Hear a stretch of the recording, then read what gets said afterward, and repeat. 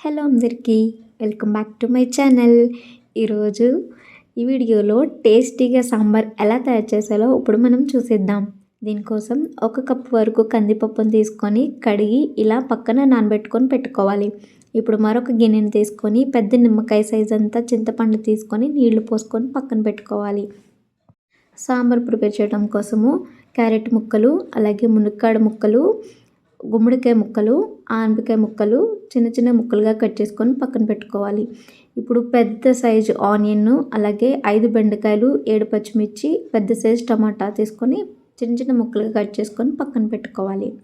ఇప్పుడు stove on చేసుకొని pan పెట్టుకొని కొద్దిగా ఆయిల్ వేసుకోవాలి. ఆయిల్ వేసుకున్న తర్వాత 8 వెల్లుల్లి రెబ్బలు, 1/2 టీ స్పూన్ ఆవాలు, 1/2 టీ స్పూన్ జీలకర్ర, 1/2 టీ స్పూన్ ధనియాలు, అలాగే 5 ఎండుమిర్చి, 1/2 టీ స్పూన్ వరకు మిరియాలు వేసుకొని ఆల్రెడీ కట్ చేసి పెట్టుకున్న ఆనియన్ టమాటాలో సగం సగం ముక్కలు ఇందులో వేసుకొని ఫ్రై చేసుకోవాలి.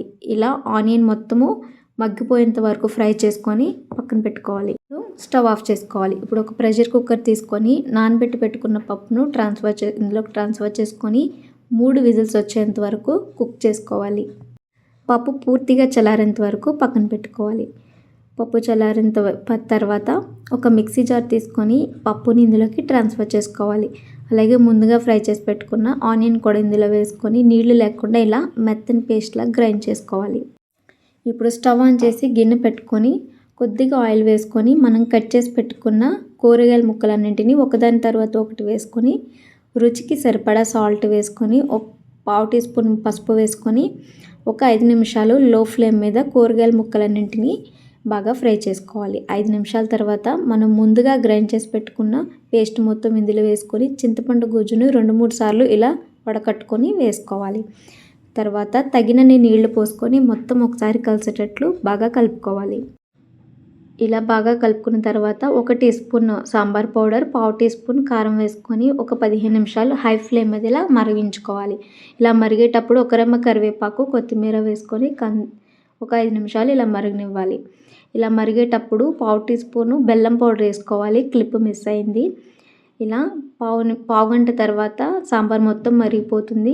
ఈ స్టేజ్లో స్టవ్ ఆఫ్ చేసుకొని కొద్దిగా కొత్తిమీర, 1 టీ స్పూను సాంబార్ పౌడర్ వేసుకొని మూత పెట్టుకొని పక్కన పెట్టుకోవాలి. ఇప్పుడు తాలింపు వేయడం కోసము స్టవ్ ఆన్ చేసి ప్యాన్ పెట్టుకొని 1/2 టీ స్పూన్ జీలకర్ర, 1/2 టీ స్పూన్ ఆవాలు, ఎండుమిర్చి, ఒక రెమ్మ కరివేపాకు వేసుకొని ఫ్రై చేసుకోవాలి.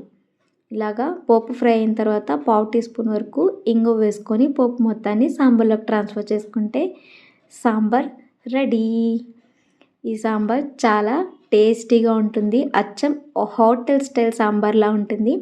ఈ వీడియో కనుక మీకు నచ్చినట్లయితే లైక్ చేయండి, షేర్ చేయండి, ఛానల్ని సబ్స్క్రైబ్ చేసి సపోర్ట్ చేయండి. Thank you.